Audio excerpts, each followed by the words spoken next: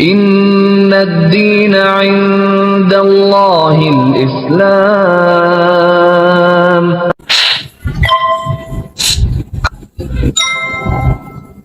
Pada waktu saya berselancar di Facebook, ada satu kalau saya bilang macam kayak perdebatan gitu.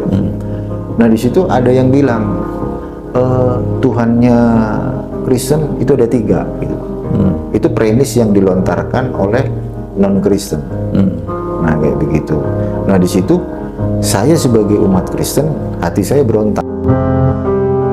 Saya mempelajari Judaism, diajari oleh 2 orang rabi. Pertama Rabbi Simon Cohen, terus yang kedua Rabbi Moshe Peretz. Orang mana? Orang Israel. Kali ini saya ada di sebuah kampung di Surabaya, dekat Suramadu ini ya? Iya. Ya, sekarang sedang bersama dengan Mas Umar Al-Farisi. Menarik beliau itu karena pernah menjadi penganut Kristiani, lalu pindah ke, saya menyebutnya Yahudi gitu ya beliau, ya, Pak. Walaupun ada pembedaan ya antara Yahudi dengan Judaism itu ya. Yahudi kita ya. Dan lalu terakhir, dan mudah-mudahan ini terakhir, jadi seorang Muslim. Gitu. Apa kabar Mas? Alhamdulillah baik. Baik, insyaallah. Sehat semua ya, keluarga sehat. Alhamdulillah bikhoir, semua sehat. Masya Allah. Kehidupan keberagamaannya kayak ketika masih Kristiani seperti apa, Mas? Ya seperti layaknya saya dulu sebagai jemaat Kristen, sama halnya dengan rata-rata sama dengan mereka, kayak ada ibadah, ya kita ikut ibadah kayak rutinitas gitu Pak. Artinya begini, saya kecil saya ikut di persekutuan anak, terus besar di persekutuan taruna, habis gitu katekisasi, habis gitu pelayanan di pemuda, terus ikut-ikut kayak dalam tanda kutip bantuan sosial seperti yang diadakan di gereja-gereja. Nah, ya intinya ya itu tadi, dalam tanda kutip dalam konteks sosial aja gitu. Itu yang untuk sesama manusia. Terus kalau untuk yang dari sisi teologis, ya setiap hari ya kita cuma diajarkan bagaimana kita berbuat baik kepada sesama. Terus kita mengimani bahwa Yesus itu adalah Tuhan Allah dan Juru Selamat. Terus kita juga diajarkan bagaimana kita saling mengasihi antar sesama, kasih, sukacita, damai sejahtera, second blessing. Nah seperti itu. Jadi cuma dalam tanda kutip standar gitu. Pada waktu saya berselancar di Facebook, ada satu kalau saya bilang macam kayak perdebatan gitu. Nah di situ ada yang bilang Tuhannya Kristen itu ada 3 gitu. Itu premis yang dilontarkan oleh non Kristen. Nah kayak begitu. Nah di situ saya sebagai umat Kristen, hati saya berontak gitu. Kenapa saya berontak? Karena dulu saya diajarkan sama pendeta bahwa Tuhan kita satu. Nah terus tiba-tiba mendengar satu narasi bahwa Tuhannya umat Kristen 3, dan itu membuat membuat mindset saya untuk berpikir dan ada kemauan untuk belajar. Bener nggak sih Tuhan saya itu 3 pribadi atau 1 pribadi? Nah dari situ saya mulai belajar. Semua baru saya paham ternyata Trinitas itu adalah ajaran yang dilakukan oleh bapak-bapak gereja dalam mengeksegesis bagaimana hakikat Allah. Jadi Allah yang satu dengan 3 pribadi yang dikenal sebagai Allah Bapa, Allah Putra, dan Allah Roh Kudus. Itu ada skema teologinya, ada Pak. Itu istilahnya kalau di dunia teolog bisa dikenal sebagai scutum fide, gitu loh. Jadi ada perisai Trinitas supaya kita bisa mudah untuk memahami. Namun ketika saya melihat perisai Trinitas tersebut muncul dalam mindset saya yang saya keluarkan dari point of view saya, kalau saya ngelihat narasi yang ada dalam Old Testament, dalam Perjanjian Lama, di sana ada tertulis bahwa Tuhan Allah Israel itu satu. Kalau dalam bahasa Ibrani, Ulangan itu kan Devarim dalam bahasa Ibrani. Devarim 6 ayat 4, Shema Yisrael, Hashem Elokeinu, Hashem Echad. Echad itu satu. Terus ketika saya melihat New Testament atau Perjanjian Baru di dalam Markus 12 ayat 29, di sana dikatakan dalam bahasa Ibrani, karena kita tahu Yesus itu kan dia orang Jewish, Pak. Dia punya nama asli Yesua. Nah, Yesus sendiri mengajarkan, saya kutip dalam bahasa Ibrani, karena Yesus seorang Jewish, maka mau nggak mau kita harus tahu apa yang dikatakan Yesus itu dalam perspektif Jewish gitu. Di dalam Markus 12 ayat 29 di dalam bahasa Ibrani, di sana dikatakan Faya'an oto Yesua harisona lechol hamitzvot Shema Yisrael Hashem Elokeinu Hashem Echad. Lagi-lagi Hashem yang dalam tanda kutip itu adalah Tuhan Allah Israel itu satu. Nah, sementara pengajaran Bapak Gereja yang berangkat dari Tertullian sampai kepada Athanasius, Saint Augustinus, Thomas Aquinas mengajarkan bahwa Allah yang Esa dengan 3 pribadi Allah itu tidak pernah diajarkan di dalam perspektif Old Testament. Dalam perjanjian. Di dalam perjanjian lama. Aja, ya? Kan Bible itu kan ada 2. Ya. Ada perjanjian lama, ada perjanjian baru. Nah, itu tidak pernah diajarkan oleh para nabi, gitu loh. Nah, dari situ saya mulai mengerti, oh, kenapa kalangan non-Kristen ketika dalam tanda kutip berdialog selalu bernarasi bahwa Tuhannya umat Kristen itu 3. Ternyata mereka mengambil dari situ. Karena adanya 3 pribadi yang dikenal sebagai Allah Bapa, Allah Putra, Allah Roh Kudus. Nah, di situ. Dan saya juga berpikir, oh iya ya, kalau memang Tuhan Allah itu Esa, di dalam PL dan di dalam PB nggak pernah ada narasi Allah Bapa, Allah Putra, Allah Anak. Itu nggak ada. Terus dari mana itu kan gitu, Pak? Dan akhirnya saya keluar dari Trinitas, dari doktrin itu, tapi saya masih Kristen. Tapi Kristen saya basicnya Hebraic roots. Jadi saya masuk ke Mesianik. Salah satu aliran gitu ya? Salah satu aliran, yaitu kalau dikenal sekarang itu Messianic Jewish atau Messianic Judaism, tetapi masih Kristen, tetapi lebih condong ke Hebraic roots, ke akar Ibrani. Nah, di Messianic tidak mempercayai Trinitas, tetapi kita masih memakai yang namanya PL dan PB, tetapi dalam mindset Hebrew. Nah, di situ saya mempelajari, di mana dulu di situ gurunya itu adalah Ishak Safira dan juga Italki, mengajarkan konsep-konsep Yesua di dalam pola pikir Hebrew.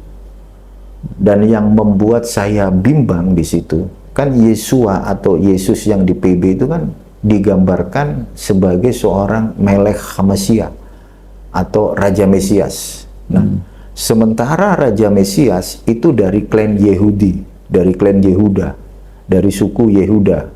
Makanya dikenal sebagai Masia ben David. Sementara dalam perspektif Judaism, konsep Masiah itu ada 2, Pak. Ada Masiah ben Yosef, ada Masiah ben David. Kalau Masiah ben Yosef itu dari klan Efraim. Kalau Masiah ben David itu dari klan Yehuda. Nah, yang membuat saya bimbang, jika Yesua atau Yesus itu dari suku Yehuda, kenapa dia menjadi imam besar gitu. Sementara imam besar itu mutlak dari suku Levi, dari kalangan Lewi. Sementara di PB justru membuat satu narasi bahwa Yesua atau Yesus itu sebagai imam besar atau Kohen Hagadol menurut peraturan Melkisedek. Nah, sementara peraturan Melkisedek itu peraturannya seperti apa kita juga nggak ngerti gitu loh. Sementara di eranya Mose Rabbeinu, Hashem atau Tuhan Allah Israel mengajarkan Torah, makanya ada istilah Torah Baruk Sinai. Torah diajarkan kembali di Sinai. Dan yang menjadi imam atau kohen, para imam atau kohanim, terus Kohen Hagadol itu harus dari suku Levi, bukan dari suku Yehuda. Nah, di situ akhirnya saya keluar, Pak. Keluar lagi dari Mesianik dan pure ke Judaism. Yang benar-benar ortodoks Judaism. Saya ikut. Itu usia berapa? Kurang lebih 6-7 tahun yang lalu. Oh, sudah cukup matang ya. Udah lama, Pak. 6-7 tahun yang lalu. terus saya berkomunitas di Etskayim, jadi satu sama Bene Noah Indonesia di bawah pengawasan Rabbi Tovia Singer. Saya mempelajari Judaism, diajari oleh dua orang Rabbi. Pertama Rabbi Simon Cohen, terus yang kedua Rabbi Moshe Peretz. Orang mana nih? Orang Israel. Oh, tapi tinggal di Indonesia? Enggak, dia tinggal di sana. Terus Kan pelajaran sekarang kan via online. Via online. Tetapi kita tetap diajar sama dua kalangan Rabbinical Judaism yang otoritasnya jelas. Dan di Indonesia saya juga pernah ikut kelas convert bersama Rabbi Yaakov. Tapi cuma sebentar, itu terpotong. Saya ikut kelas convert dengan Rabbi Yaakov Baruk yang di Manado. Nah, itu tapi terpotong, nggak sampai selesai. Nah dari situ saya belajar, ya kan? Saya belajar 3 agama, Kristen, Judaism dan Islam. Jadi ketika saya masuk Judaism, saya tidak serta-merta tidak mempelajari Islam. Saya tetap mempelajari Islam dari sisi historis, dari sisi historis, dari sisi filologi saya pelajari itu. Dan pada suatu ketika ada something question yang ditanyakan kepada pertanyaan gitu ya? Iya, ditanyakan kepada Rabbi terkait bagaimana pandangan Rabbi tentang Islam. Jadi Rabbi ditanya, what do you think about Muslim, kan gitu. Apa pendapat Anda tentang Muslim? Dan akhirnya Rabbi menjawab terkait dengan Islam. Islam itu adalah salah satu religion yang begitu beautiful. Agama yang indah. Yang agama yang indah dengan konsep monoteistik yang begitu perfect atau sempurna, mengajarkan satu Tuhan yang sama yang disembah oleh para nabi. Dan Islam itu berhak atas yang namanya olam haba. Olam haba itu kalau dalam bahasa Hebrew itu artinya dunia yang akan datang. Akhirat gitu kan? Iya. Ya. Kalau di tempat kita kan udah pasti surga kan gitu. Cuma dengan bahasa yang berbeda. Nah di situ menggelitik mindset saya untuk berpikir lebih dalam gitu loh. Dan muncul dalam benak saya untuk mempelajari, mengkaji Islam lebih dalam kan gitu. Nah di saat itulah saya berpikir. Dengan cara apa nih? Saya belajar dari sisi dengan historis. Saya mengambil kajian dari Habib Lutfi, saya mengambil kajian dari Habib Al-Idrus, saya mengambil kajian dari Gus Baha, saya mengambil kajian dari seorang lulusan Al-Azhar, di mana beliau seorang ahli hadis, Ustadz Abdul Somad. Saya belajar dari situ. Lihat medsos ya? Medsos. Video. Kan ada kajian-kajian itu. Saya ikutin semua, itu saya pelajari. Nah, mindset saya begini. Kalau di Judaism kita convert itu sangat lama, Pak. Jadi butuh yang namanya proses bertahap, setahun, 2 tahun, 3 tahun, 4 tahun, 5 tahun, 6 tahun sampai seperti itu. Untuk menjadi Judaism. Nah, akhirnya saya berpikir, loh, kalau Islam di dalam perspektif Rabbinical Judaism, salah satu agama atau religion yang begitu beautiful, begitu indah, dan mengajarkan satu konsep monoteistik yang begitu sempurna di luar bangsa Israel dan berhak atas olam haba, why not saya nggak ke Islam gitu loh. Nah di situ saya mulai mempelajari Islam, mulai dari sisi tentang ketuhanan. Kan ada satu konsep di Islam diajarkan tentang tauhid.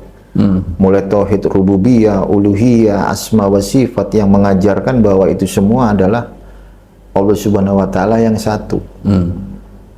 Jadi ketika saya melihat Islam terkait dengan konteks Tuhan, sudah fix bahwa Islam mengajarkan satu konsep monoteistik yang mengharuskan untuk menyembah satu Tuhan, tidak ada sekutu. Dan itu saya pelajari. Kurang lebih sampai 1 tahun untuk mempelajari bagaimana Tuhan yang disembah oleh baginda Rasulullah. Ternyata benar juga ini Al-Quran kan gitu. Dan saya tertarik lagi ketika Quran itu diturunkan kepada baginda Rasulullah melalui malaikat Jibril. Ada satu yang membuat saya tertarik untuk memakai logika saya, Pak. Ayat yang pertama turun itu Iqra. Iya. Nah, itu yang membuat saya lebih percaya diri. Kenapa kok mesti Iqra kan gitu? Iqra dalam perspektif Islam itu kan dasar, Pak, basic bagaimana kita disuruh membaca kan gitu. Ya. Makanya kalau kita belajar Iqra itu kan kita disuruh belajar baca mulai dari huruf alif sampai iya. Ada satu konsep basic yang ditawarkan oleh Islam. Ada satu konsep dasar yang begitu fundamental supaya kita bisa mengerti dulu dengan cara membaca. Kita disuruh belajar membaca. Nah, di situ ini kok logika banget gitu loh. Berbeda sama sebelumnya kan gitu. Kalau sebelumnya kita udah disuguhin Beresit bara Elohim et as-samayim fi et haaretz. Pada mulanya Allah menciptakan langit dan bumi. Kita belum bisa baca tapi udah dikasih seperti itu gitu loh. Beda sama Quran. Quran membuat kita menjadi satu orang yang memakai logika. Pertama, kalau kita ingin tahu Quran, kita disuruh baca dulu. Makanya turunlah ayat pertama yaitu Iqra itu. Nah, di situ membuat saya menjadi semangat untuk mempelajari terkait bagaimana dengan Islam itu sendiri. Terus saya coba cari referensi terkait dengan baginda Rasulullah di dalam perspektif Judaism. Di dalam perspektif Judaism, kalangan Bani Israel, kalangan Judaism tidak bisa menerima kenabian baginda Rasulullah disebabkan karena baginda Rasulullah bukan Bani Israel. Itu sebabnya mereka tidak bisa menerima kenabian baginda Rasulullah di dalam mindset mereka. Sementara di dalam literatur mereka, baginda Rasulullah itu dinarasikan dalam tanda kutip ada kode etik menyebut baginda Rasulullah sebagai Yismail. Nah, baginda Rasulullah dinarasikan sebagai salah satu bagian dari rencana Shem yang mempersiapkan jalan bagi Mesiasnya orang Jewish dan yang mempromosikan satu Tuhan. Nah, di situ Judaism hanya mengimani baginda Rasulullah sebagai nabi di luar bangsa Israel, tetapi tidak mengimani baginda Rasulullah sebagai nabi di kalangan Israel. Nah, seperti itu. Jadi saya berpikir, nah kalau baginda Rasulullah itu diimani sebagai nabi di luar bangsa Israel, sementara saya bukan dari kalangan bangsa Israel, why not saya nggak ngikut baginda Rasulullah gitu, Pak? Nah, itu mindset logika saya berpikirnya seperti itu. Dan ketika saya mempelajari itu semua dan akhirnya saya merenung sampai kurang lebih berapa ya? 3 sampai 5 tahun. Saya merenung dan saya mengambil satu keputusan final, mau nggak mau, suka tidak suka, saya harus ke Islam. Proses pencarian itu ada teman yang diajak dialog? Kalau teman diajak dialog nggak ada. Nggak ada. Pencarian sendiri berarti? Pencarian sendiri. Dan saya membuat satu studi banding ketika ada satu perspektif, misal saya mengambil dialog dari seorang petinggi di Knesset Yerusalem, ada Rabbi Meir, ada Rabbi Ben Abramson, ada petinggi Islam dari Hebron, namanya siapa aku agak lupa. Nah, di situ ada satu dialog kecil, Pak. Dialog itu dibuka pertama kali sama Rabbi Meir. Di situ ada Rabbi Ben Abramson, ada Rabbi Ben Abramson, ada Rabbi Meir, dan ada petinggi Islam dari Hebron. Rabbi Meir membuka satu dialog kecil dengan satu narasi. Seharusnya Judaism dan Islam berdiri atas aturan masing-masing.